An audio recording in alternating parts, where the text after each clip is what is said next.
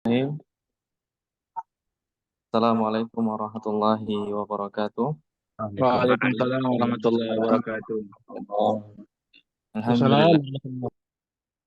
wassalatu wassalamu ala Rasulillah. Kita bersyukur kepada Allah Subhanahu wa taala yang telah memberikan banyak kenikmatan. Ana berterima kasih kepada pemateri kita dan juga kepada rekan-rekan sekalian yang telah menyediakan waktunya untuk bisa menghadiri pelatihan ini. Insya Allah pemateri kita adalah senior kita. Beliau juga dulunya adalah termasuk dai di Yayasan Arisalah. Beliau adalah Ustadz Taufik Siregar. Dan insya Allah pembahasan kita di pertemuan kali ini akan membahas tentang mendirikan sekolah atau pondok pesantren. Mudah-mudahan dengan materi yang disampaikan oleh beliau ini bisa memotivasi kita untuk bisa mendirikan sekolah ataupun pesantren. Tanpa memperpanjang waktu, maka kita langsung sampaikan saja, kita serahkan saja kepada materi kita, kepada beliau, kami persilahkan. Ya, Bismillahirrahmanirrahim. Assalamualaikum warahmatullahi wabarakatuh. Innal hamdalillah nahmaduhu wa nasta'inuhu wa nastaghfiruh wa nastahdi wa na'udzu billahi min syururi anfusina wa sayyiati a'malina. May yahdihillahu fala mudhillalah wa may yudlilhu fala hadiyalah. Asyhadu an la ilaha illallah wahdahu la syarikalah wa asyhadu anna Muhammadan abduhu wa rasuluh la nabiyya wa la rasula ba'dah. Para asatidzah yang saya hormati dan muliakan, perkenalkan sebelumnya saya saudara antum Taufik Hidayat Siregar. Ana juga merupakan bahagian dari dai, tapi ya sudah dipensiunkan ya. Alhamdulillah. Di sini juga saya melihat banyak senior dan teman-teman saya, ada Ustadz Ajis ya, ada Abu Muad, itu baru hilang gambarnya ya. Ada senior kita juga Ustadz Supriyadi, Masya Allah. eh, Beliau termasuk dai paling lama kayaknya sekarang Ustadz ya. Barakallahu fiik. Para asatidzah semuanya, sebagian mungkin tidak mengenal saya, sebagian alhamdulillah sudah sangat akrab. Saya adalah alumni Mahat Ali ya, alumni ke-9. Kami selesai tahun 2013 ya. Alhamdulillah di saat itu kita selesai dari Mahat Ali, kemudian juga menyelesaikan S1 di STAI Darul Arafah ya. Kemudian di 2014 saya menjadi dai untuk wilayah Labuhan Batu Utara ya. Tepatnya di Kecamatan Merbau dan sekitarnya. Alhamdulillah untuk sebagai dai saya dari tahun 2014 sampai terakhir tahun 2022 ya, seperti itu. Alhamdulillah, salah satu mungkin yang menjadi pengalaman bagi kami mendirikan sekolah-sekolah. Alhamdulillah di tahun 2015 saya bersama teman-teman, ada pimpinan cabang Muhammadiyah Merbau, itu mendirikan sekolah SD, SDIT Muhammadiyah Al-Adqiyah namanya. Saya di sana sampai tahun 2017. Kemudian di 2017 kita bersama teman-teman kita juga dari yayasan yang lain, namanya Yayasan Hisnul Muslim. Kita mendirikan Madrasah Sanawiyah. Dan alhamdulillah saya menjadi kepalanya waktu itu beberapa tahun ya. Kalau di SDIT Al-Adqiyah tadi 2 tahun saya menjadi kepala. Kemudian saya pindah ke Madrasah Sanawiyah MTS Minhajus Sunnah. Kemudian di tahun 2018 kami juga menginisiasi pendirian SDIT Imam Syafi'i di Kecamatan Merbau juga. Kemudian di 2020 ya, 2020 2021 ya kita mendirikan Madrasah Aliyah Minhajus Sunnah. Dan di 2 tahun berdirinya saya menjadi kepala madrasahnya sampai akhirnya saya tidak lagi menjadi kepala madrasah di 2021 sampai 2022 karena fokus menjadi pimpinan di pondok pesantren tersebut. Itu mungkin sekilas pengalaman kami tentang pendirian sekolah, baik itu dari Dinas Pendidikan yang di bawah naungan Dinas Pendidikan dan di bawah naungan Kementerian Agama, ya. Dan saat ini alhamdulillah saya sedikit membantu di Setai As-Sunnah sekaligus menyelesaikan pendidikan saya di UIN Sumatera Utara. Mudah-mudahan disertasinya bisa segera diterima dan pendidikannya bisa segera selesai insya Allah. Oke, para asatidzah itu mungkin sedikit mengenalkan diri karena kalau tak kenal nanti kita susah ya, namanya aja pun nggak tahu ya.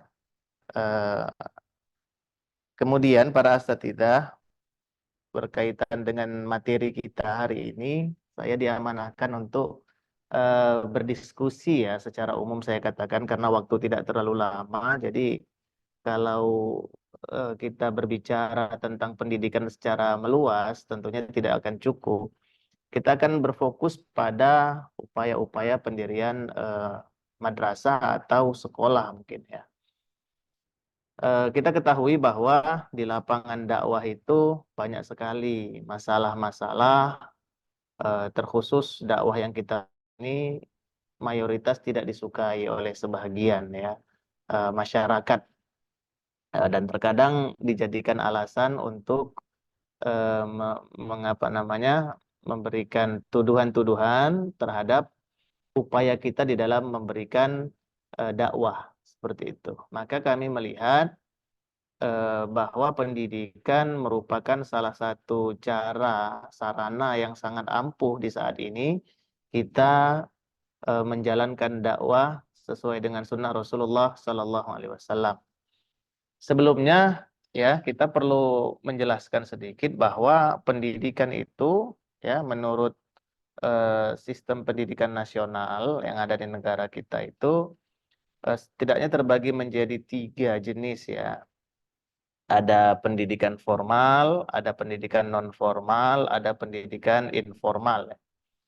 Kalau pendidikan formal itu pendidikan yang berjenjang dan diatur jenjangnya oleh pemerintah kita mulai dari tingkat dasar dan juga menengah sampai perguruan tinggi. Ya.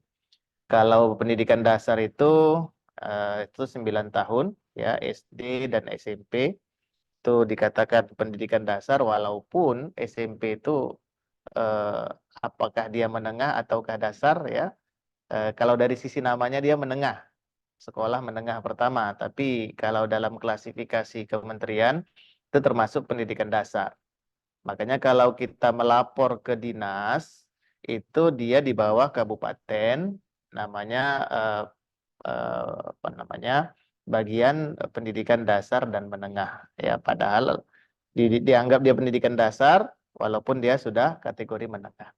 Kalau pendidikan atas, sekolah menengah atas itu biasanya kita mengajukannya ke Dinas Pendidikan Provinsi ya atau perwakilan provinsi. Kalau wilayah Labuan Batu itu ke Tanjung Balai ya atau wilayah lain ada yang ke Medan seperti itu. Jadi para asatidzah yang dirahmati Allah, untuk pendidikan formal itu ada SD ya dan sederajat. Kalau kemudian ada SMP dan sederajat, kemudian SMA dan sederajat. Kemudian ada pendidikan non formal. Ya, pendidikan non formal ini biasanya lebih kepada pelatihan, ya, pelatihan kursus-kursus, ya, seperti pelatihan komputer misalnya, teknik dan lain sebagainya yang tidak berjenjang. Ini bisa kita ajukan izin resminya dari negara apakah melalui Kementerian Agama atau melalui Dinas Pendidikan. Kalau di Kementerian Agama ini ada apa namanya Taman Pendidikan Al-Quran ya atau sejenisnya. Walaupun terkadang kita suka membuat nama, tapi di dalam aplikasi pelaksanaan formatnya itu tidak ada di dalam Kementerian Agama. Sebagai contoh, ya, pondok tahfiz itu tidak ada formatnya di dalam Kementerian Agama, ya. Sehingga kita harus memahami ini. Kalaupun kita namakan sekolah kita dengan pondok tahfiz, kita coba ambil izinnya itu yang dari negara, apakah formal ataukah non formal, tapi sesuaikan dengan format yang ada di mereka. Kalau istilah nama itu nggak jadi masalah sebenarnya bagi kementerian, tidak ada masalah. Kemudian yang ketiga, ada pendidikan informal. Ya, ini biasanya seperti majelis taklim atau pendidikan secara umum di masyarakat atau di dalam rumah kita juga dikatakan pendidikan, ya, pendidikan informal. Pendidikan informal ini yang banyak tidak ada izin, ya, ini yang banyak tidak ada izinnya, dan sebenarnya bisa saja kita tempelkan perizinannya itu, masukkan saja dia ke lembaga non formal. Jadi pengalaman kami pernah beberapa tahun itu kita sampai dipanggil ke kantor camat, ya. Kemudian kita juga sampai dipanggil ke Koramil, ke KUA dengan tuduhan dakwah yang meresahkan lah, biasa seperti yang kita dengar sering. Dan beberapa kali Intel datang ke kita, tetapi setelah mereka mengetahui kita memiliki lembaga yang resmi, bahkan terakhir beberapa polisi itu ikut menenangkan masyarakat. Ketika di media sosial atau di lapangan ada kerusuhan dan lain sebagainya, maka polisi-polisi yang kita berkunjung ke mereka atau mereka mengetahui izin operasional kita ada, mereka malah ikut membantu kita. Padahal di saat itu, ya, kita belum ada lembaga pendidikan formal. Kemudian para asatidzah yang dirahmati Allah Subhanahu wa taala, selanjutnya setelah tadi kita mengenal bahwa pendidikan itu ada formal, ada non formal, ada informal, maka kita harus mengetahui selanjutnya bahwa setiap lembaga pendidikan yang kita ingin bangun itu harus ada badan hukum, ya, harus ada badan hukum. Walaupun ketika kita melihat undang-undang tentang pondok pesantren, ya, jadi alhamdulillah negara kita sudah meresmikan undang-undang tentang pondok pesantren itu di tahun 2019 kalau saya nggak salah, ya, undang-undang tentang pondok pesantren, izin pondok 2019, ya, seperti itu. Ada juga pemerintah mengeluarkan juknis tentang izin pendirian Ma'had Ali dan seterusnya, ya. Jadi kalau kita lihat di pendirian pondok pesantren itu tidak diharuskan kita memiliki lembaga. Nah, tapi secara umum lembaga pendidikan di Indonesia ini harus ada badan hukum yang menaunginya.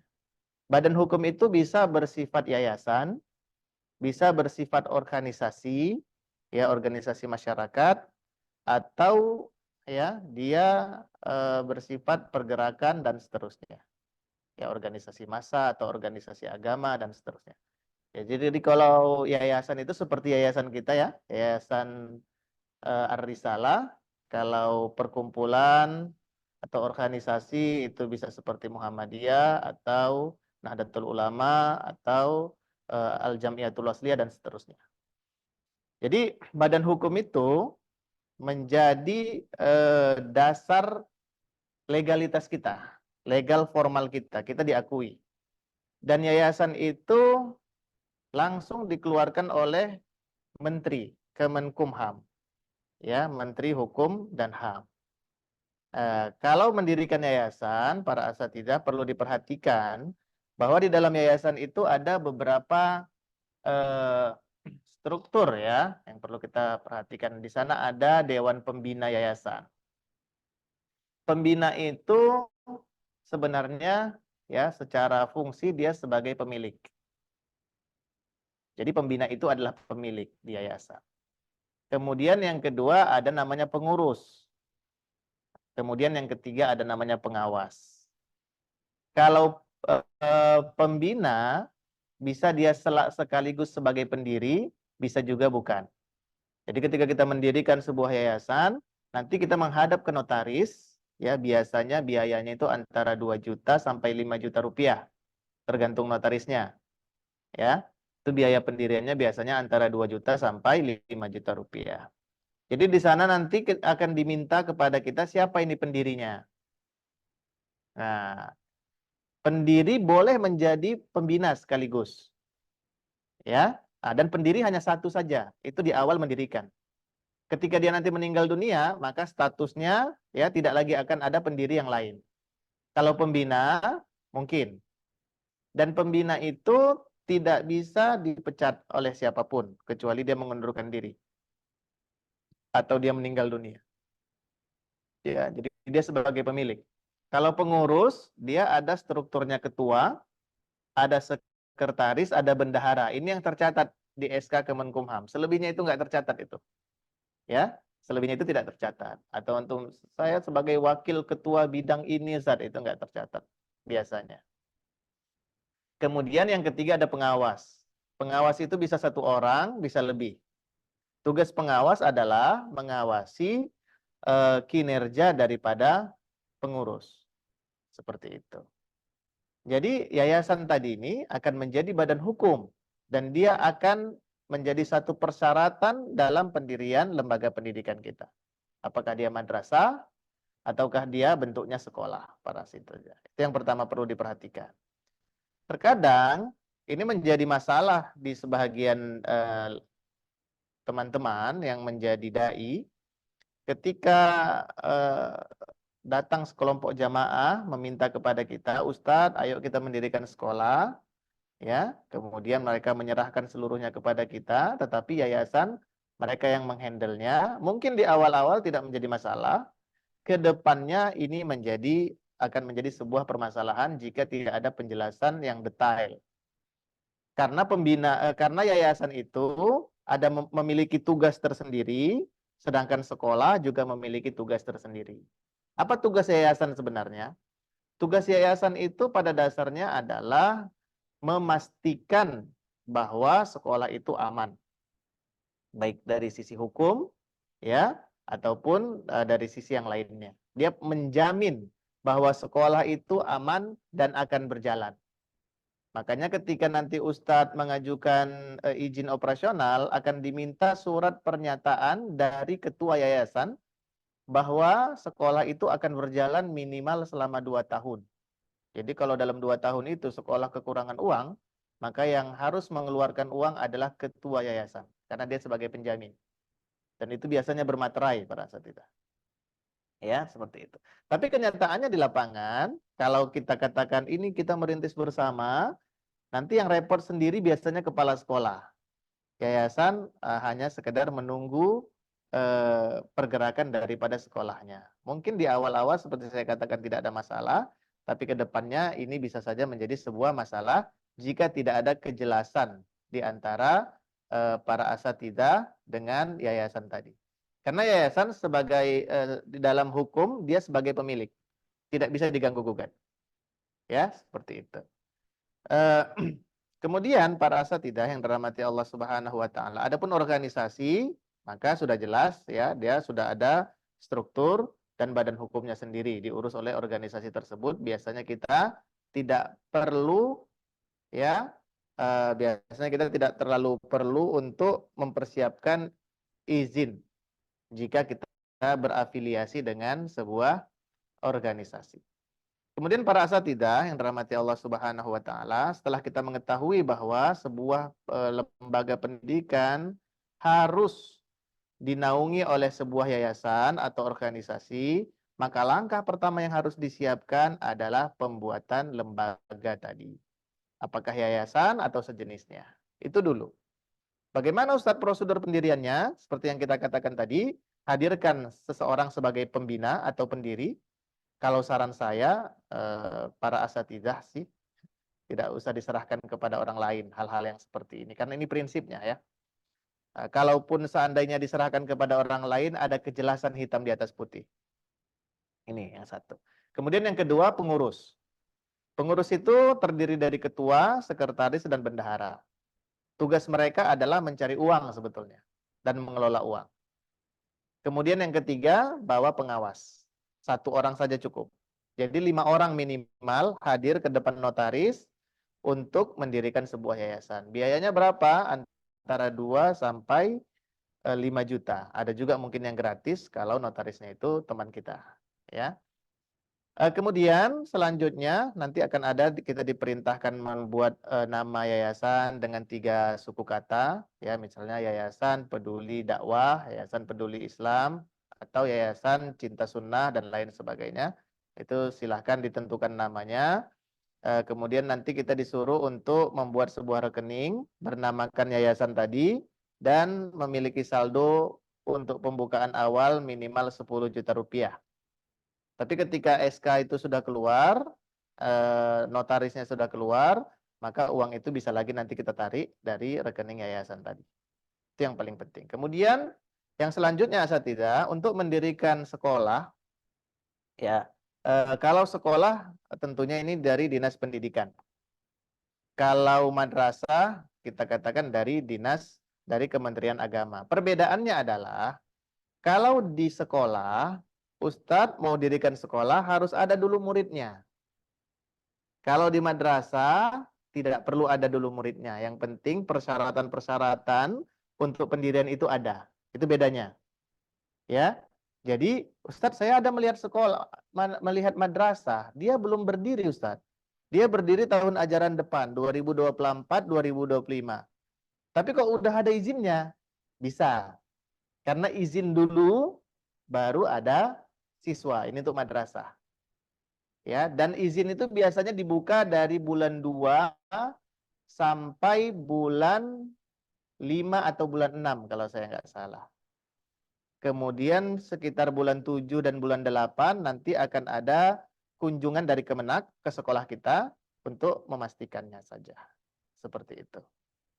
Ya, baru nanti keluar izinnya. Di bulan 6, bulan 7 sudah bisa keluar. Itu lebih mudahnya di Kementerian Agama. Kalau di Dinas Pendidikan tidak demikian. Kita buat dulu sekolahnya, kemudian ada siswanya minimal 10 orang, baru boleh diajukan kita pergi dulu ke UPT kecamatan, biasanya ada rekomendasi, kemudian kita pergi ke kabupaten, kemudian ada rekomendasi, kemudian nanti kita izinnya, ya kalau di Labuan Batu Utara itu langsung ke ada namanya dinas, saya lupa kepanjangannya, dia dinas terpadu, Ustaz. Dia yang mengeluarkan bukan dinas pendidikan. Ada sebuah dinas, dia kayak dinas investasi dan moda terpadu seperti itu kalau saya tidak salah namanya. Nanti mereka yang mengeluarkan izin kita. Sama seperti kita kalau mau buat usaha, itu yang mengeluarkan biasanya dinas ini. Nah, kalau di tahun 2015 pengalaman saya yang mengeluarkan izin operasional itu Dinas Pendidikan. Tapi di 2018 saya membuat SDIT Imam Syafi'i itu izinnya sudah ke Dinas Terpadu tadi. Ya, terpadu satu pintu, moda apa begitu namanya, satu pintu. Jadi semua perizinan itu di pintu itu. Apakah usaha atau pendidikan? Karena pendidikan itu dianggap juga bahagian daripada usaha, makanya yang mengeluarkannya mereka. Kemudian persyaratannya, apa saja Zat? Persyaratan yang harus kita miliki. Yang pertama kurikulum. Kalau di Dinas Pendidikan, perhatikan kurikulum dari Dinas Pendidikan. Kalau Kementerian Agama, perhatikan kurikulum dari Kementerian Agama. Ada itu. Kalau di Kementerian Agama, Ustadz bisa lihat di keputusan Menteri Agama ya nomor 183 dan 184. Itu tentang kurikulum madrasah. Ya, perhatikan kurikulumnya nanti. Karena kurikulum ini menjadi faktor yang paling penting untuk adanya sebuah lembaga pendidikan. Kemudian yang kedua, yang perlu diperhatikan tenaga pendidiknya. Ya, harus ada guru di setiap mata pelajaran. Terkadang boleh sih guru itu merangkap 2 atau 3 mata pelajaran, tidak ada masalah. Kemudian tenaga kependidikan. Tenaga kependidikan yang wajib itu ada kepala sekolah, itu wajib ada. Ya. Kemudian yang wajib lagi tata usaha, ya bisa saja dia nanti merangkap sebagai bendahara atau juga sebagai sekretaris, tidak ada masalah, ya karena secara format tidak ada sekretaris dalam instansi sekolah, ya. Seperti dia masuk ke dalam ranah tata usaha seperti itu. Kemudian selebihnya itu tidak menjadi suatu kewajiban, apakah tukang sapu dan lain sebagainya, tidak. Kemudian untuk ruangan, dia wajib ada kelas yang akan dibangun untuk sekolah itu. Misalnya kita mau mendirikan SD nih, siapkan satu ruangan untuk kelas. Kemudian satu ruangan untuk kantor dan satu ruangan kamar mandi. Itu biasanya yang wajib untuk di tahun pertama. Jadi kalau para asatidzah punya 3 ruangan, itu sudah cukup untuk mengajukan izin operasional, tapi tentunya ketika nanti dari mereka itu datang memantau, mereka harus bisa dipastikan bahwa kita sedang ada progres pembangunan. Tanahnya ini memungkinkan. Tapi kalau tanahnya antum cuma satu rantai, itu nggak bisa. Karena nggak akan mungkin ada perluasan. Kalau SD kan ada 6 tahun. Mereka nggak akan terima itu, nggak akan dikeluarkan izin operasional kita. Makanya nanti ada syarat minimal luas. Ya, sekitar kalau SD, kalau saya nggak salah, sekitar 2000 meter persegi. 2000 meter persegi itu berapa rantai kira-kira ya? 5 rantai ya? Sekitar 5 rantai, 6 rantai. Silakan, itu sudah bisa. Insya Allah. Ya. Kemudian yang perlu diperhatikan juga adalah sarana. Ya, seperti mobiler, meja, kursi, dan sejenisnya. Itu perlu kita perhatikan. Kemudian para asatidzah yang dirahmati Allah, kita kembali ke melanjut ke pendidikan di bawah naungan Kementerian Agama. Jadi di bawah Kementerian Agama itu, kalau kita berbicara tentang pesantren, pesantren itu ada 3 jenis.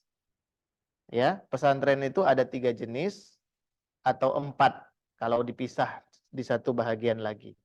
Ada yang pertama namanya Salafiyah. Ya, pendidikan SPM, Sekolah Pendidikan Satuan Pendidikan Muadalah. Satuan Pendidikan Muadalah ini dia ada yang Salafiyah, ada dia yang Muallimin. Ini bedanya hanya tentang kurikulum. Ya, bedanya hanya tentang kurikulum. Itu namanya Satuan Pendidikan Muadalah, SPM. Apa bedanya dengan yang lain? Nanti kita akan bedakan setelah kita sebutkan satu persatu dulu. Yang pertama namanya tadi Sekolah Satuan Pendidikan Muadalah. Yang kedua, pondok pesantren yang terintegrasi dengan pendidikan formal. Biasanya sering kita sebut dengan pondok modern. Ya, kita sebut dengan pondok modern. Kemudian yang ketiga ada namanya ya pendidikan diniyah formal atau PDF. Pendidikan diniyah formal ini ya bedanya dengan salafiyah atau muadalah, ya muadalah salafiyah atau muadalah muallimin, kalau dalam juknis itu sama. Tapi kalau dalam praktik biasanya agak berbeda. Salafiyah itu lebih kayak tradisional dia. Kalau muallimin ini lebih terkonsep biasanya. Biasanya mereka menggunakan kurikulumnya Kuliatul Muallimin ya. Kuliatul Muallimin bisa diadopsi dari pesantren Gontor atau pesantren-pesantren sejenisnya. Seperti itu. Perbedaannya dengan PDF itu pada ijazah para asatidzah.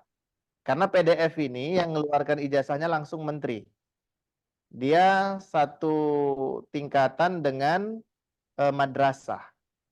Secara kelas dia paling tinggi untuk tingkatan pondok pesantren.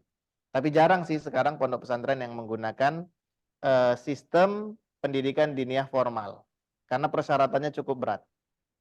Ya, diantaranya adalah jumlah siswa minimal. Ya, dia ada jumlah siswa minimal kalau saya tidak salah 250 ya santri mungkin. Seperti itu. Kemudian terhadap pendirian pondok pesantren, tadi yang kita katakan satu SPM, Satuan Pendidikan Muadalah, kemudian ada pondok pesantren terintegrasi dengan lembaga pendidikan formal, ya seperti pondok pesantren modern. Dia madrasah ijazahnya itu ijazah madrasah, tapi dia dapat izin apa namanya nomor statistik pondok pesantren. Ya. Kemudian yang ketiga tadi kita katakan adalah satuan pendidikan dinia formal. Pendidikan dinia formal. Ini perbedaannya ada pada kurikulum, kemudian juga ada pada jumlah minimal santri mukimnya.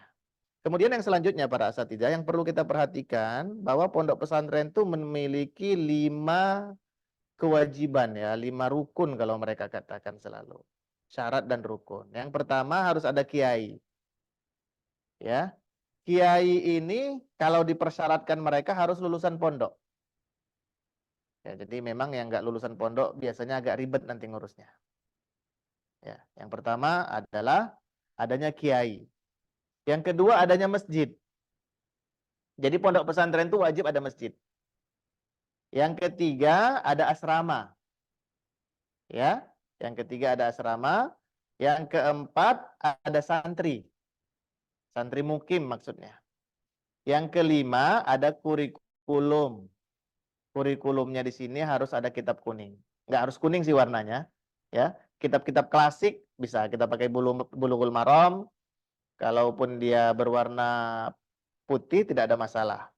Ya, nah, intinya kitab-kitab klasik dan boleh juga dicampur dengan kitab-kitab karya ulama mungkin ulama-ulama terbaru ya, seperti kitab-kitab apa namanya kitab tauhid atau lain sebagainya silakan tidak ada masalah itu. Yang penting kita masukkan ke dalam kurikulum. Ada kurikulum karena 5 hal ini akan diminta oleh mereka nanti Ustaz. Ya, kelima hal ini akan diminta mereka. Bahkan di dalam pondok pesantren itu tidak wajib ada apa namanya? Tidak wajib ada meja, kursi, tidak wajib ada. Karena metode pembelajaran pesantren itu bisa model muhadharah, bisa model halaqah, boleh, tidak ada masalah, ya, atau model-model lainnya. Makanya saya katakan tadi, tidak ada format pondok tahfiz di dalam pondok pesantren. Kenapa? Karena izinnya itu dia harus ada kitab kuning. Jadi silahkan para asatidzah buat lembaga pondok pesantren, fokusnya itu di tahfiz, boleh silahkan. Tapi tetap harus ada kitab kuningnya, kajian kitab kuningnya.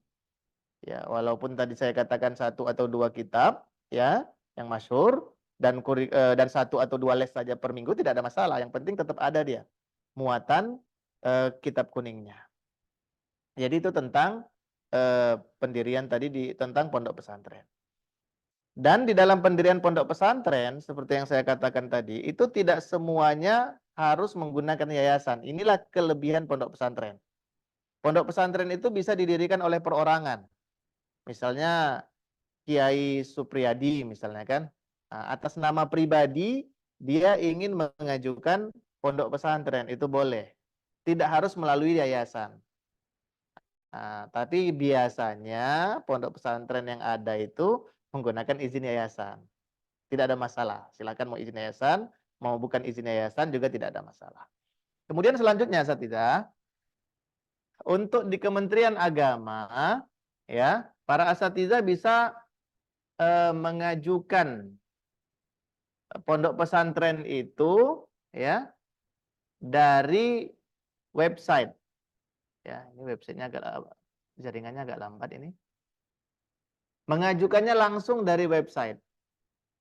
Websitenya itu para ustadz silakan buka ijob Kemenak. Ya. Ini komputernya agak bermasalah. Mohon maaf asatidzah.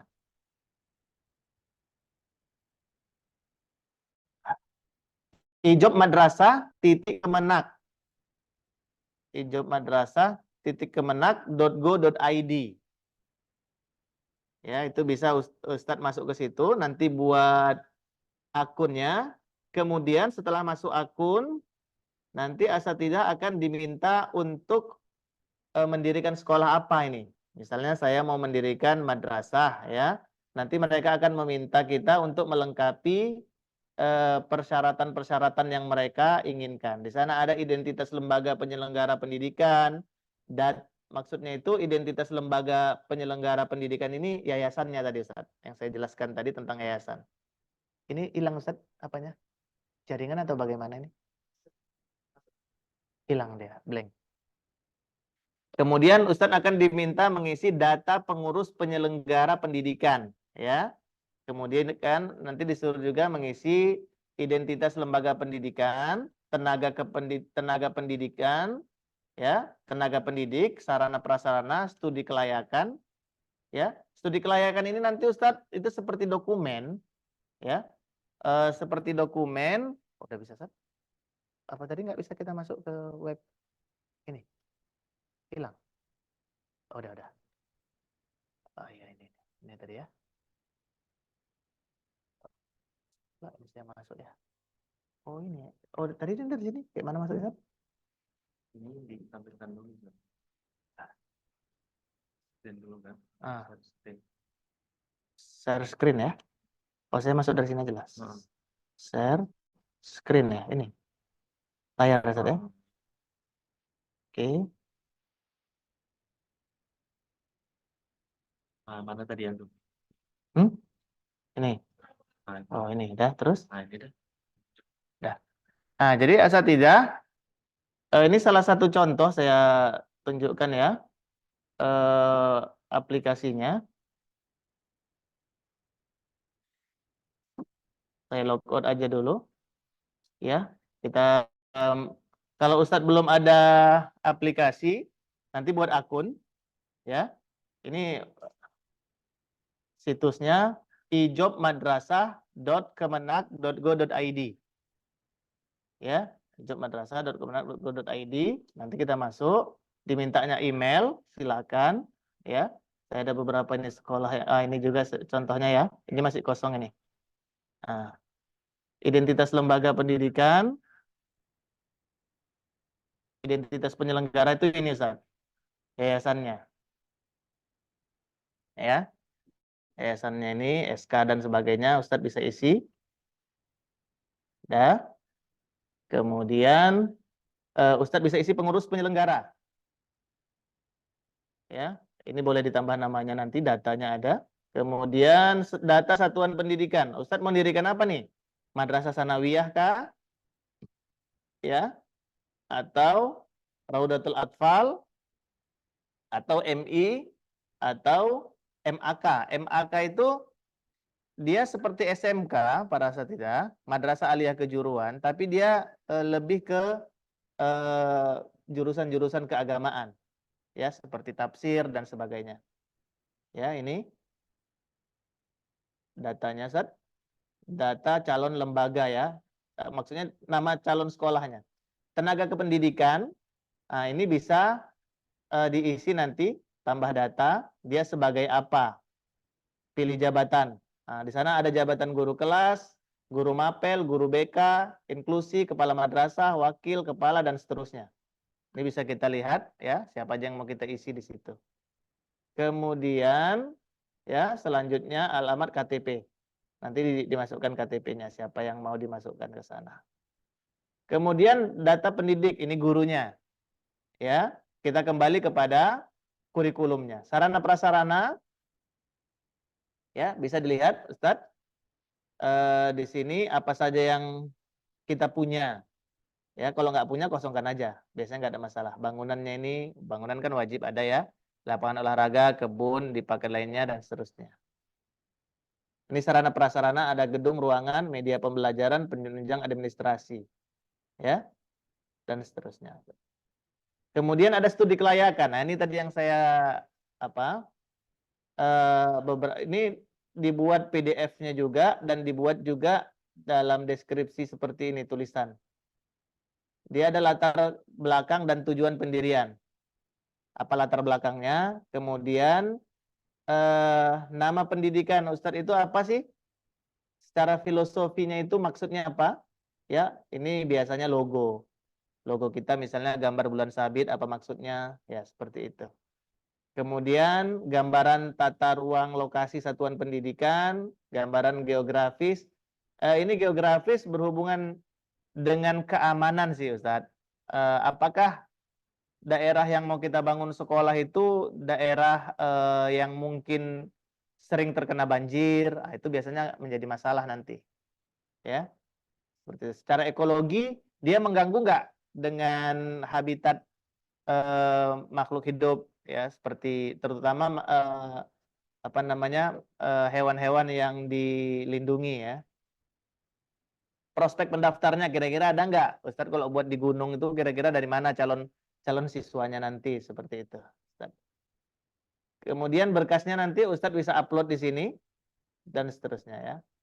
Nah, ini pengajuannya dan Ustadz nanti ketika sudah oke kan ini, Ustadz tinggal melihat monitoringnya ya. Begitu juga dengan pondok pesantren.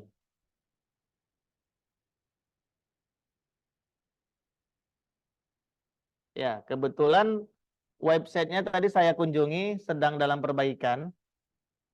Nah, mohon maaf sedang dalam perbaikan. Kalau lagi bagus saya sebenarnya bisa masuk karena saya punya akun untuk sebagai contoh. Tapi qadarullah ini websitenya lagi ada perbaikan, jadi kita nggak bisa mencontohkan kepada para asatidzah. Jadi asatidzah yang dirahmati Allah, pendirian madrasah itu dilakukan secara online. Jadi jangan Ustadz tuh nunggu aja, enggak. Kita buat dulu pengajuannya, baru setelah Ustadz buat pengajuannya, Ustadz berkunjung ke Kemenak. Sampaikan ke mereka. Karena kalau Ustadz dari datang nol, sampai nanti ke mereka, mereka suruh juga buat, ajukan Pak secara online. Katanya. Jadi 2 kali kerja kita, seperti itu. Ini mungkin Ustadz sedikit ya. Saya yakin ini belum sepenuhnya sempurna untuk menjelaskan pengetahuan kita tentang pendirian madrasah atau sekolah. Tapi secara umum, ya, yang paling penting Ustadz perhatikan adalah lembaga yang menaunginya. Apakah yayasannya ini? Tolong diperhatikan betul-betul itu yayasan. Ya. Kemudian yang kedua, sarana. Ya, yang ketiga kurikulumnya itu perlu diperhatikan. Yang keempat tenaga pendidiknya. Baru cari muridnya. Karena kalau kita dari awal cari murid, ya, kalau untuk sekolah non formal silakan. Ya, atau sekolah yang mungkin kita memulainya kecil-kecilan, boleh silakan. Wallahu taala alam, kalau ada mungkin yang kita mau diskusikan, saya rasa bagaimana Ustaz ini prosesi apanya Ustaz diskusinya? Langsung aja ya.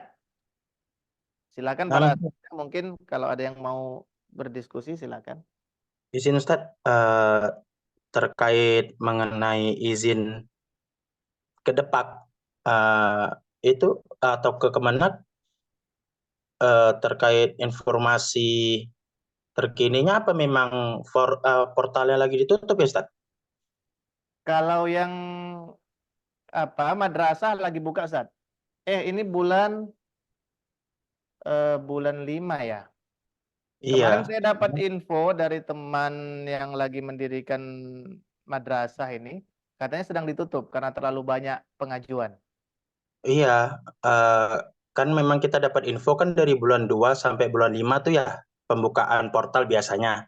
Ya, Sebagaimana Ustadz sampaikan tadi juga. ya, Memang lagi tutup kayaknya gitu ya. iya.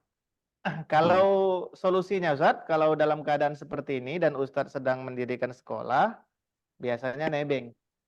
Kita murid kita ditempel ke sekolah lain. Tapi tidak ada salahnya Ustadz datang ke sekolah, ke madrasah, ke Kemenak untuk meminta solusi dari mereka. Nah, kemarin kita udah nanya gitu kan ke pihak Kemenak langsung karena ya alhamdulillah ketua yayasan kita orang Kemenak, Ustadz, Oh, gitu. Masya Allah. Siap. Jadi di bagian kepengurusan sekolah ini mereka bilang jangan dibuka dulu, itulah solusi dari mereka, gitu. Sedangkan dari jamaah kita kan terus mendesak gitu. Jadi ya hasil rapat dari yayasan ya intinya tetap dibuka gitu. Jadi ini sepertinya solusinya sebagaimana yang Ustadz bilang, nebeng. Itu. Jadi ada beberapa solusi, Ustaz. Yang pertama kita nebeng ya. Yang kedua Ah, kita bisa pakai ijazah paket, Ustaz. Tapi memang biasanya masyarakat kalau dengar ijazahnya paket agak kurang risih. puas. Seperti itu. Benar. Nah, jadi kalau nebeng, Ustadz perlu perhatikan ya terutama idealisme kita lah ya di dalam artinya data-data yang kita berikan itu bisa benar-benar valid, jangan dan satu saran saya sih, jangan sering bermain di kurikulum karena ini biasanya ya kita karena pengen fokus di tahfiz Quran dan lain sebagainya, kita bermainnya di kurikulum. Jadi saya rasa kalau bisa dihindari karena ada beberapa pilihan dari pemerintah. Yang pertama salafiyah atau muadalah tadi itu kurikulumnya kita yang menentukan. Nah, yang dari pemerintah itu cuman matematika, bahasa Indonesia. Ada 5 mata pelajaran kalau saya tidak salah. Itu yang wajib kita penuhi, selebihnya kita yang buat sendiri. Itu salafiyah. Kalau mau yang Iya. lebih, nah, seperti itu. Itu semua ada pilihan. Ah, Kita mau ke PDF silahkan, ke yang lain silahkan. Nebeng pun sebenarnya nggak ada masalah selama administrasi yang kita sampaikan ke mereka itu benar sesuai dengan yang diinginkan oleh pemerintah gitu. iya. Izin Ustadz nanya terkait kurikulum tadi karena kata Ustadz kan tadi jangan main-main dengan kurikulum. Iya. Kan kita sekarang ini alhamdulillah udah RA kita sudah jalan 2 tahun, Ya MI Allah. ini tahun pertama Ustadz. Oh ya, Jadi MI ini kan tahun perdana, eh, memang kita merujuk kepada KMA 183 dan 184 iya. sebagaimana Ustadz sebutkan tadi.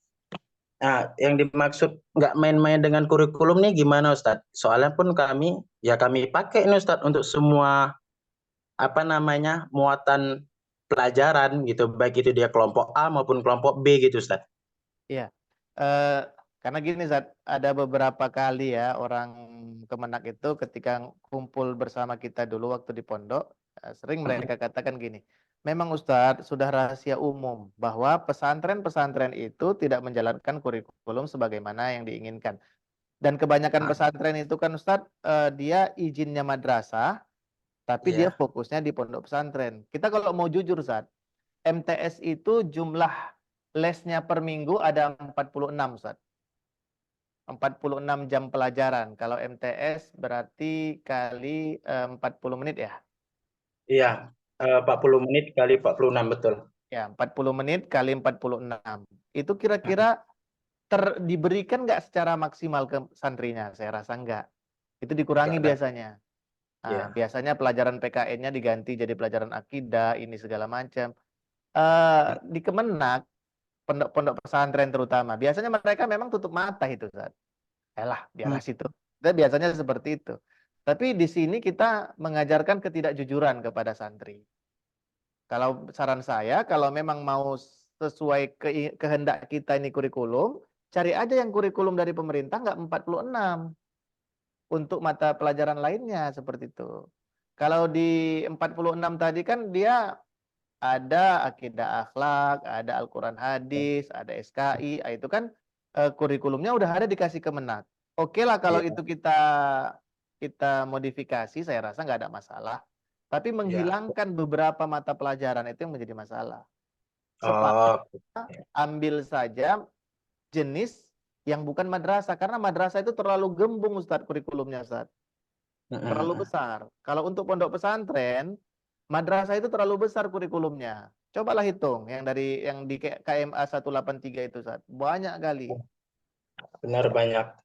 Ya. Makanya tadi kalaupun Ustadz modifikasi itu, misalnya pelajaran bahasa Arabnya, Ustadz pakai misalnya Al-Arabiyah apa gitu kan?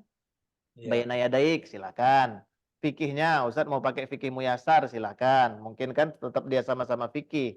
Walaupun Mm-mm. nanti di mata pelajaran di KMA itu kan ada itu, Ustadz. Misalnya semester 1 pelajarannya tentang ini. Semester 2 Mm-mm. pelajarannya tentang ini. Nah, Mm-mm. disesuaikan aja dengan mata pelajaran dan buku yang kita punya. Itu tidak ada masalah. Saran saya Oh, jangan terlalu menghilangkan. Kalau mengurangi muatan kurikulum, kalau dilaporkan ke Kemenak, sah-sah saja. Misalnya bahasa Inggris itu 4 les ya, kita buat jadi 2 les.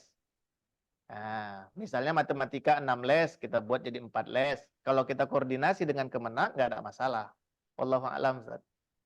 Berarti untuk perubahan alokasi waktunya aja kita rubah, yang dia banyak menjadi sedikit itu nggak masalah ya Ustaz. Yang penting Kalau kita koordinasi, melapor ke ya, mereka. kalau kita koordinasi biasanya nggak ada masalah, Ustaz. Iya, iya, iya, iya. Ya. Baru paham. Atau Kemudian misalnya penjas. Penjas itu antum jadikan kegiatan main bola sore, selama ada laporannya, itu nggak ada masalah juga biasanya. iya, iya, iya. Wallahu a'lam. Iya, ya. Kemudian yang penting tadi terkait isi muatan dari mata pelajarannya itu tidak dibuang gitu ya Ustaz ya. Itu yang harus kita perhatikan ya. Tuh. Makanya coba Baik. dipelajari KMA itu. Jadi kita sebagai praktisi pendidikan jangan membuat bid'ah dalam pendidikan dalam arti yang kita saya Iya, mau iya. buat ini, saya lah paling pandainya, enggak. Karena Iya, iya. KMA itu juga dibuat oleh para pakar. Silahkan adopsi, silahkan modifikasi, ATM lah ya katakan, apa namanya, ambil, tiru, modifikasi, silahkan. Tapi jangan dihilangkan, karena itu semua akan berpengaruh. Wallahu a'lam. Nah, Ustaz. Barakallahu fiik. Syukran Ustaz, jazakallah khair. Apaan, Zat?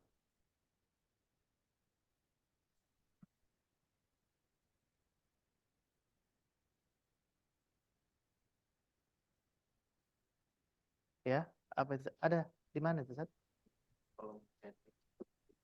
Ini ya.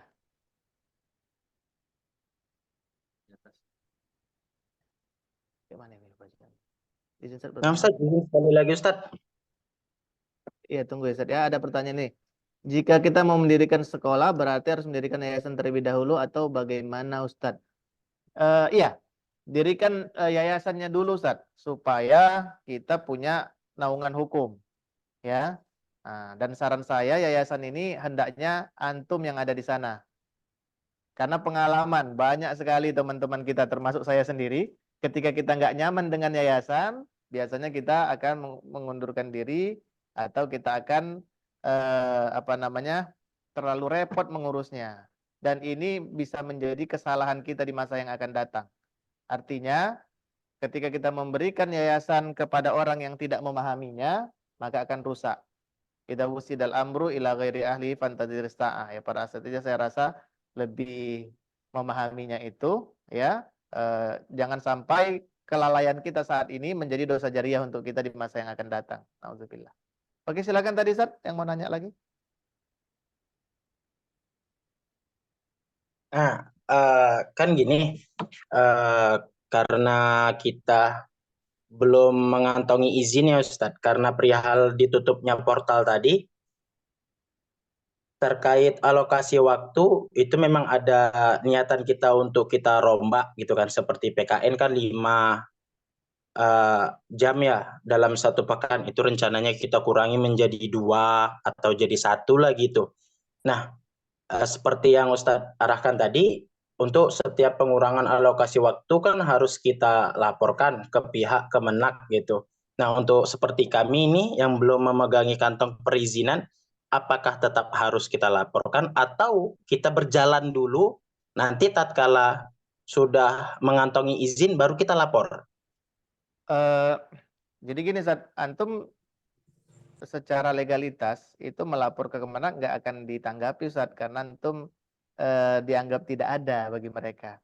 Jadi Oh gitu. ya, antum tuh dianggap tidak ada. Jadi kalau antum mau menyesuaikan kurikulum antum, antum diskusinya sama lembaga yang tempat antum nebeng, tempat antum mencantol. Nah, antum diskusinya sama mereka karena mereka yang bertanggung jawab ke Kemenak gitu. Oh, Nah, itu tadi kok. kalau antum itu ketika misalnya lah ya digerebek gitu kan, maka kalau sekolah yang tempat antum bernaung tadi lari, ya antum nggak bisa ngomong apa-apa, Zat. Itu resikonya sih. Iya, iya, iya. Bisa Baik, dipahami baik. ya, Zat? Nah, paham, insyaallah. Ya, makanya antum sama sekolah yang antum mau mencantol tadi, Mm-mm. ngobrol bagus-bagus, kemudian artinya mereka harus bertanggung jawab terhadap keberadaan antum. Nah, Iya, kalau iya. mereka mau menanggung jawabinya, ya silakan kerjasama. Karena saat itu saling menguntungkan, saat mereka juga untung kok jika antum menempel ke mereka. Iya, banyak murid yang masuk data mereka. Ya, itulah salah satunya, Ustaz. Iya. Masya Allah, Ustaz Rizwan Effendi, senior, ya makhluk.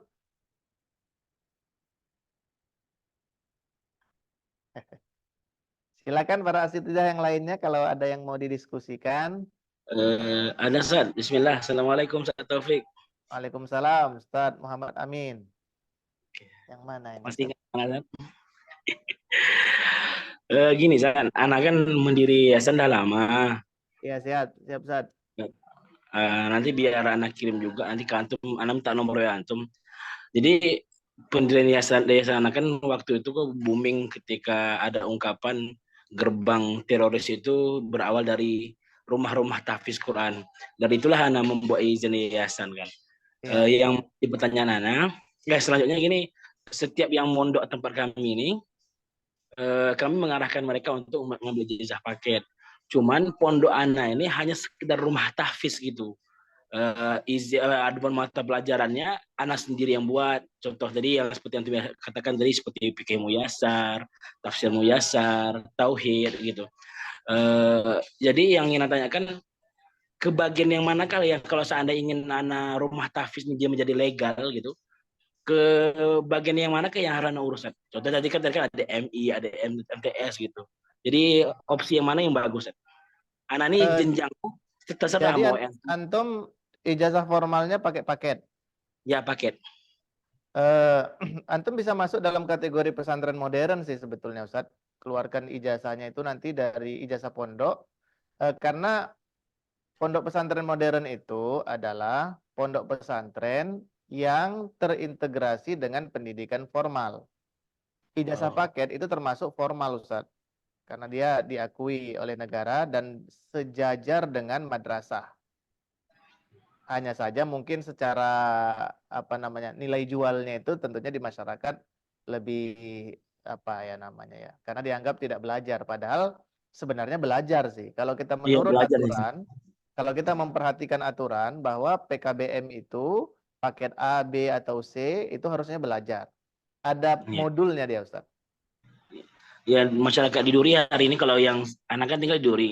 Iya, Ustaz. Rata-rata mereka kalau nggak mempermasalahkan ijazah pakai sih, lebih lagi model-model ijazah pakai di sini ada belajar dulu baru ikut ujian. Ya, makanya anak tertarik untuk buka rumah Quran, yang mana rumah Quran itu menaung siapapun yang tamat SD, yang nggak tamat SD, yang penting sampai jenjang umur SMA lah. Maka kita tawarkan ini tempatnya untuk ngambil ijazah paket. Di sini kita belajar agama sambil ngapal Quran. Maka yang tadi Anda sampaikan bagusnya anak dapat perizinan pondok ini apakah bentuk rumah Quran kah? Hari ini kan hanya nama kan hanya menempel pada yayasan, Zat. Ya. Karena nama yayasan anak kan rumah Quran Go Hijrah gitu. Oh, gue Nama rumah Qurannya juga rumah Quran Go Hijrah juga gitu. Sekedar nempel ke yayasan yang anak buat. ya. Apakah yayasan itu apa nih sekolah rumah Quran anak ini harus diberlakukan izin juga gitu, Zat? Jadi Buat izin gitu. jadi yang sah dan resmi diakui negara itu, Ustaz, yayasan antum itu kan namanya yayasan diakui. Adapun Iya. lembaga antum itu tidak ada badan hukumnya kan sampai saat ini. Jadi Iya. antum bisa saja mengajukannya itu ke pondok pesantren, Ustaz. Oh, ke sana Mondok nggak bikinnya. kira-kira anak muridnya, Ustaz? Ada yang Apa mondok? Ada yang mondok? ada mondok yang wajib mondok ada. Dia minimal 15 orang, Ustaz. Kita ada lebih kan. Itu seharusnya antum bisa koordinasi ke Pontren, Ustaz. Oh. Iya. Kalau saran Ana ke depan, mending antum PKBM-nya antum buat sendiri. Hmm. Jadi salah satu pangsa pasar PKBM antum itu murid antum atau antum bekerja sama dengan PKBM yang ada. Jadi antum sifatnya dengan PKBM yang ada tadi itu kerjasama dia gitu, Ustaz. Sehingga bisa mendirikan pondok pesantren. Ana rasa lebih ke pondok pesantren modern, Ustaz. Oh. Tapi kalau yang hari ini, apakah Yayasan Ana bisa melindungi rumah Quran yang ada sekarang? Kalau dia tidak terdaftar di Kemenak, itu nggak bisa, Ustaz. Oh. Iya, karena pondok pesantren atau lembaga pendidikan itu harus punya izin sendiri. Izin operasional namanya, Ustaz. Ibaratnya antum tidak diizinkan beroperasi. Beda-beda dengan yayasan ya gitu. Yayasan itu badan hukumnya, oke, Oh iya. antum dianggap legal, tapi tidak diizinkan beroperasi gitu, Ustaz. Oh. Hari ini dah terlanjur 3 tempat bola, alhamdulillah. Ya kalau tidak ada yang mempermasalahkan, biasanya aman-aman aja. Enggak sih, enggak ada sih, alhamdulillah. Ya, Dari alhamdulillah, pihak tapi pemerintah kabupaten pun ya bahkan sampai 3 provinsi memberi bantuan yang secara langsung ke kita gitu, terdata. Bagus, arti kan masyarakat nggak ada masalah. Atau bisa antum buat Ustadz ini izin kursus, Ustadz. Oh, itu lebih ringkas ya? Ya, Berarti kursus lembaga pelatihan bahasa Arab dan tahfiz Al-Quran. Tapi dia harus ada ke bahasa Arab aja kok, ana rasa.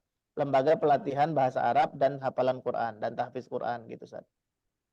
Nanti untuk selanjutnya boleh kan anak hubungi antum, Ustaz, biar anak tahu bagaimana caranya untuk perizinan yang tadi itu, les. Siap, Ustaz, insyaallah. Barakallah. Syukur, Ustaz. Jazakumullah khairan. Rindu rasanya ketemu antum. Nah, Ustaz, barakallah fiik. Ya, Masya Allah, Ustadz Supriyadi ya. Selanjutnya ya. Untuk majelis taklim, kepada siapa? Apakah dan apakah sangat penting kita punya izin dari pemerintah? Majelis taklim ini, Ustadz, dia di bawah Kemenak sih, Ustadz. Di bawah Kemenak. Pada dasarnya majelis taklim ini biasanya nggak diminta izin segala macam, nggak, sama kayak perwiritan itu, Ustadz, nggak diminta. Yang penting diketahui aja oleh masyarakat sekitar, terutama oleh desa dan perangkat yang apalah. Kembali lagi para asatidzah, sebenarnya izin itu tidak dibutuhkan jika potensi keributan tidak ada. Jadi kalau antum merasa aman-aman saja membuat majelis taklim itu nggak ada masalah. Nah, jadi kalau majelis taklim ini bisa antum nebeng ke BKM masjid. Jadi BKM masjid itu kan sekarang sudah ada izinnya para asatidzah. Ya, BKM masjid itu sekarang sudah ada izinnya. Jadi antum bisa ke salah satu program BKM masjid adalah membuat majelis taklim dan sebagainya, itu boleh. Tapi kalau majelis taklimnya yang ke rumah-rumah, itu izinnya kalau dari masjid tadi tidak bisa, ya, kecuali masyarakat di sana tidak mempermasalahkan, ya nggak ada masalah juga. Intinya sekali lagi para asatidzah, untuk pendidikan non formal ini, ya, kalau tidak ada yang meributkan tidak ada masalah. Wallahu a'lam. Assalamualaikum, Ustaz, izin bertanya tentang bagaimana pendapat antum tentang banyaknya yang membangun yayasan atau sekolah tetapi hanya mengandalkan modal donasi tanpa adanya pondasi yang kuat dari pendidiknya. Dikhawatirkan pandangan masyarakat bahwa pesantren menjadi tukang minta-minta donasi. Barakallahu fikum. Jadi para asatidzah, ya, kalau kita melihat pada tradisi pondok pesantren, itu kan memang dia sumber dananya itu dan itu sah. Itu dianggap adalah dari wakaf. Wakaf, sedekah, SPP, dan itu sah para asatidzah. Jadi nggak ada masalah sekolah itu mengambil mengambil dana untuk operasional dari donasi dan sebagainya. Hanya saja transparansi dalam pengambilan dana itu penting. Ya, dan ini yang sering sulit kita memisahnya. Ketika ada audit, ya, apakah itu lembaga resmi atau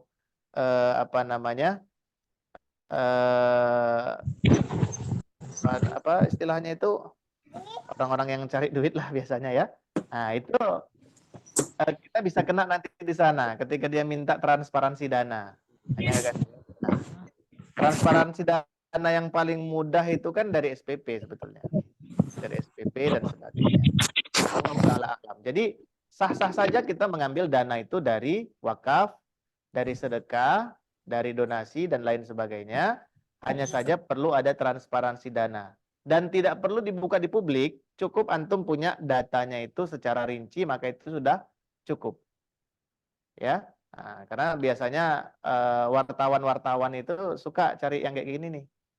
Sering kepala sekolah bermasalah dengan dana BOS dan lain sebagainya. Tapi saran saya sih, pengalaman juga ya mendirikan sekolah dengan mengumpulkan donasi. Eh, Ribetnya itu nanti kita gini, Ustaz.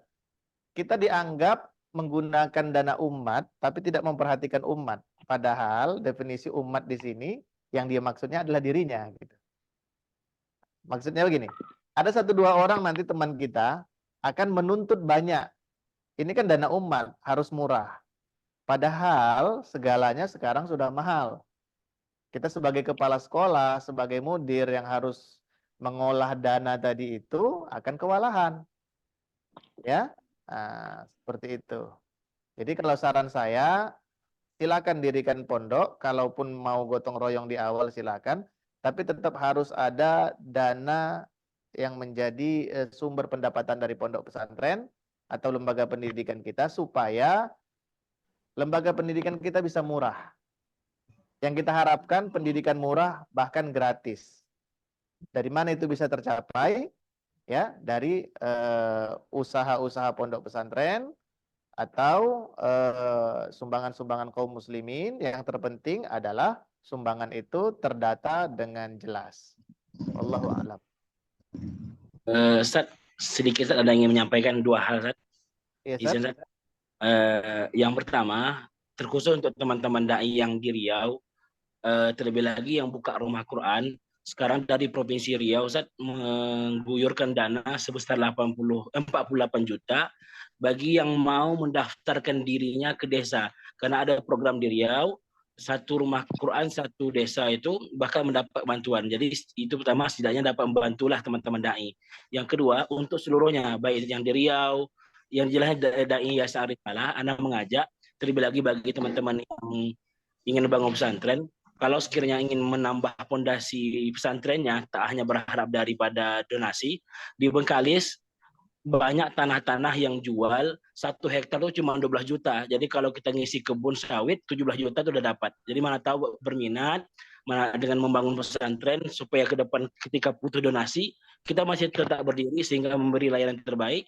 Ayo hubungi Ana, ayo sama-sama kita ke Bengkalis siapapun itu. Di sana banyak kebun-kebun yang murah, insya Allah terjangkau. Demikian saya syukur, Masya Ustaz. Allah. Masya Allah, barakallahu fiik, Ustaz. Nah, ini Bagaimana mudah-mudahan hari ini kami juga demikian. pemerintah kita yang Menggarap lain, ya, mudah-mudahan pemerintah kita yang lain, apakah di desa atau di yang lainnya itu bisa memprioritaskan pendidikan agama. Barakallahu fiikum, Ustaz. Bagaimana pendapat kalau kita buat kajian apa mesti izin lajnah tertentu ya? Masya Allah. Ya kalau kita lihat Ustadz, ada satu hadis saya lihat di bukunya apa Ustadz yang dipakai 40 hadis untuk tarbiyah wal manhaj itu ya. Arba'una hadis dan tarbiyati wal manhaj. Saya lupa hadis nomor berapa itu. Yang menjelaskan bahwa tidak boleh seseorang berbicara kecuali jika dia memiliki kekuasaan. Artinya seseorang yang memang berbicara dia harus ada legalisasinya gitu ya, dan pemerintah mengizinkan. Terkadang lajnah-lajnah yang disebutkan itu pun dia nggak punya legalisasi gitu ya. Hanya saja karena dia murid Syekh Fulan, murid Ustadz Fulan, dia membentuk kumpulan orang tanpa ada izin dari negara, lalu dia katakan setiap orang yang berdakwah harus mengikuti saya. Tidak seperti itu. Antum yang terpenting dalam membuat kajian adalah minta izin dari negara. Ya, dengan adanya yayasan antum, berarti yayasan telah diberikan mandat oleh negara untuk berdakwah. Jadi yayasan itu Ustaz, ada yayasan pendidikan, yayasan sosial, dakwah, ada yang digabung semua. Yayasan pendidikan, sosial dan dakwah. Ya. Nah, seperti kita dulu bangun yayasan, di poinnya itu kita jelaskan bahwa yayasan ini bergerak di bidang pendidikan, sosial dan dakwah Islam. Nah, jadi udah ada masalah antum dari yayasan antum sendiri, dan antum sebagai dai dari yayasan Ar-Risalah itu sudah mendapat mandat dari yayasan Ar-Risalah untuk mendakwahkan. Ya, dan ada sebuah nasihat dan itu saya ingat sampai sekarang dari Syekh Ali. Tujuan antum berdakwah jangan terlalu memikirkan kepuasan orang-orang yang ada di sekitar antum, nggak akan selesai itu nanti. Yang penting antum cari keridhaan Allah aja. Fokus dengan tujuan. Ya, jadi ini memang banyak ini zat permasalahan. Saya pun nggak jarang ya ketika taklim nanti di satu masjid ada nanti komentar, kenapa nggak Ustadz Fulan aja yang dapat rekomendasi dan seterusnya. Ini kasus-kasus lama, jadi saya rasa nggak perlu terlalu antum berkecil hati jika ada ucapan-ucapan seperti ini. Yang penting antum berdakwah sesuai dengan Al-Quran dan Sunnah Nabi SAW. Kalau bisa bekerja sama dengan mereka, bekerja sama, bagus. Ya, selama itu memang menguntungkan dakwah Islam. Tapi kalau memang harus ada syarat-syarat tertentu, karena ujung-ujungnya banyak pengalaman teman-teman kita, ketika dia udah bekerja sama, ujung-ujungnya nanti harus keluar dari ikatan alumni As-Sunnah. Ini ujung-ujungnya ke situ. Ya, wallahu taala a'lam. Barakallahu fikum para asatidzah.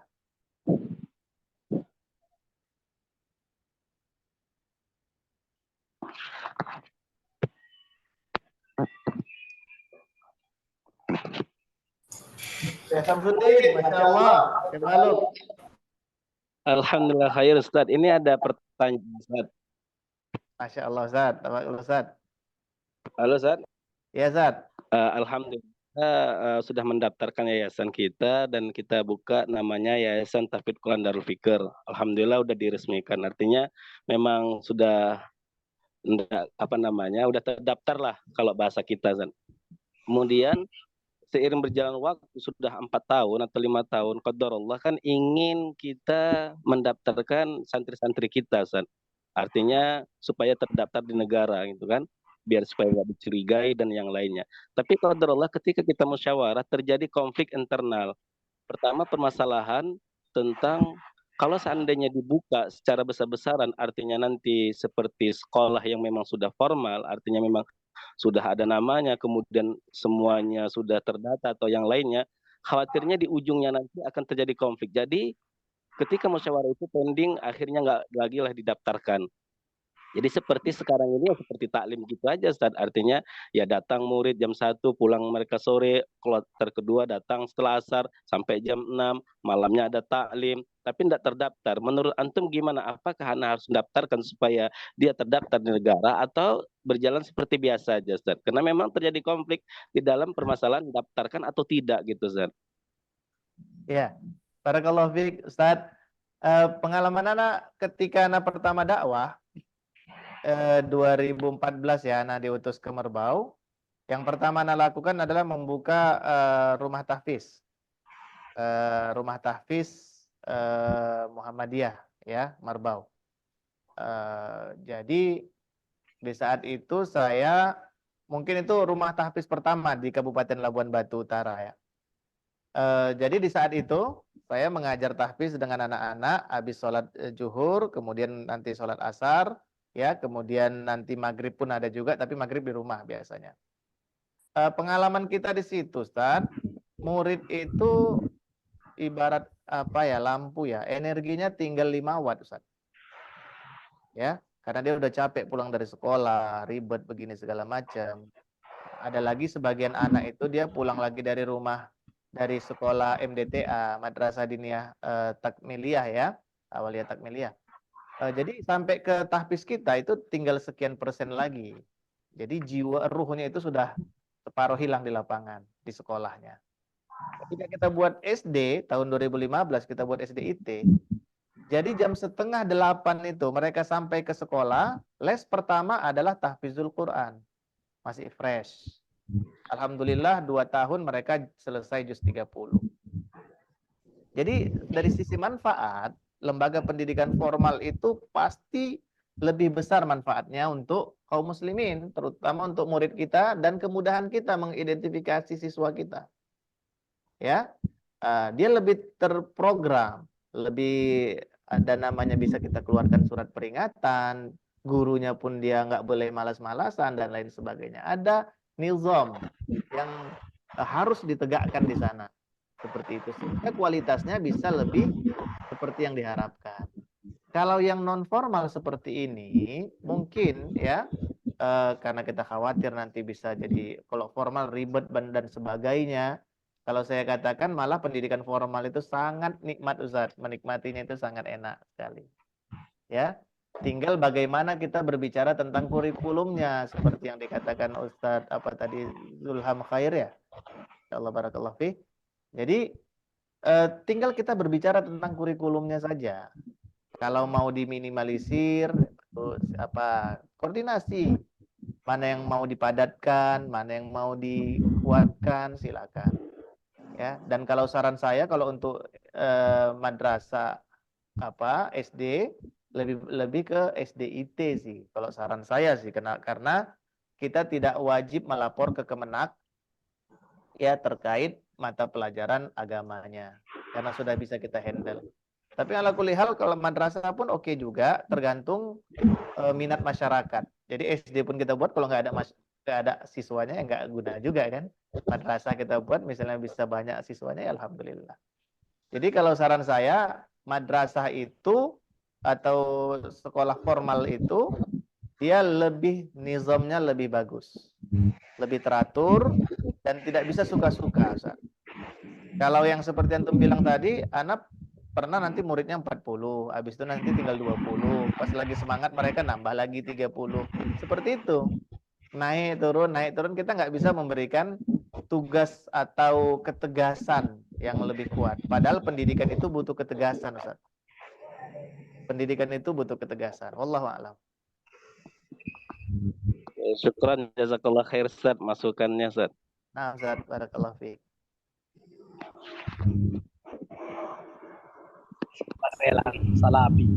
Salapi tulen. Keluar batu bara ya. Ya makhluk batu bara. Oke, sisa yang lain apa ada pertanyaan?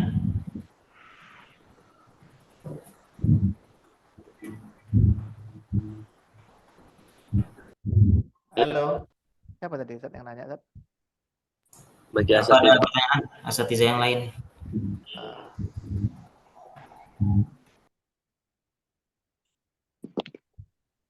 Baik, asatidzah sekalian, mohon kameranya untuk bisa diaktifkan. Insya Allah nanti kita akan ada sesi foto bersama. Kapan foto bersama yang asli Ustaz? Kamera terus. Coba nanti kalau antum kesini semua nanti kita bisa foto bersama. Di posisi yang terbaik. Ya. Terus dari Ustaz ganteng. Ustaz Imam Maulid. Masya Allah. Mudir sekarang ya. Pakai lobbynya. Jangan sampai berkelayan. Karena nanti kita ini akan kita